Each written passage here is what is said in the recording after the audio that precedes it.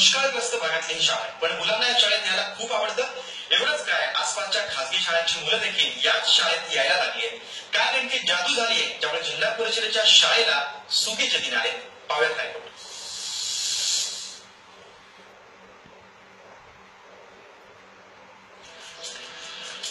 काय दुष्काळग्रस्त आटपाडी तालुक्यातली दिघंची जिल्हा परिषद प्राथमिक शाळा. शाळेचं वय 150 वर्ष. परिसरातल्या खासगी शाळांपेक्षा या शाळेची पटसंख्या उच्च असते. इतर खासगी शाळांचे विद्यार्थीही या शाळेत प्रवेश घेतात. स्कॉलरशिप परीक्षेत दिघंचीचे विद्यार्थी अव्वल येतात. यामागचं कारण आहे शाळेतले तंत्रस्नेही शिक्षक Suraj Tamboli. E learning, laptop, tab आणि प्रोजेक्टरच्या सहाय्यानं विद्यार्थ्यांना शिक्षण दिलं जातं. तांबोळी सरांनी ज्ञानरचना अभ्यासक्रमावर आधारित विविध ऍप तयार केलेत.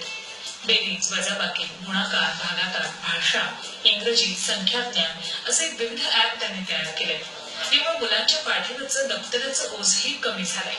या पद्धतीच्या शिक्षणामुळे मुलंही रोज आनंदानं स्कूलच्या लेगावर येतात. Visual effect on textbook he website आणि सांगली भारत स्काउट गाईड ब्लॉगही तांबोळी सरांनी तयार केलाय.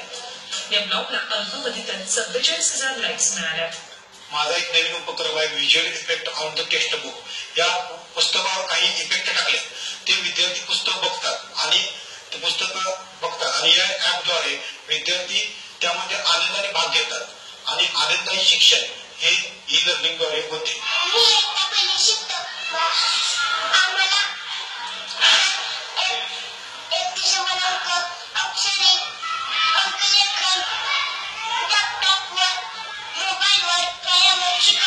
तालुक्यातील सर्व पदाधिकारी आहेत यांचा एक तालुक्यातील शाळा 100% प्रगत होण्याच्या दृष्टिकोनातून सर्व पंचायत समिती सभागृह तालुक्यातील इतर पदाधिकारी सर्वांच्या सहकार्यानं आम्ही तालुक्यातील सर्व शाळा डिजिटल करण्याच्या माध्यमातून एक मानस धरलेला आहे आणि त्या दृष्टिकोनातून आमची दिघंची नंबर 1 ची जी शाळा आहे ती डिजिटल सध्या झालेली आहे.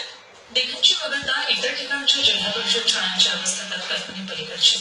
अशा सर्व दुरवस्था झालेल्या शाळांना तांबोळी सरांसारखे शिक्षक लाभले तर खासगी शिक्षण संस्थांचं वाढत चाललेलं पीकही कमी झाल्याशिवाय राहणार नाही. सांगली रवींद्र कांबळेचा bureau report, Zee Media, Mumbai. पाहूया कसा होतो इथला कॅशलेस व्यवहार.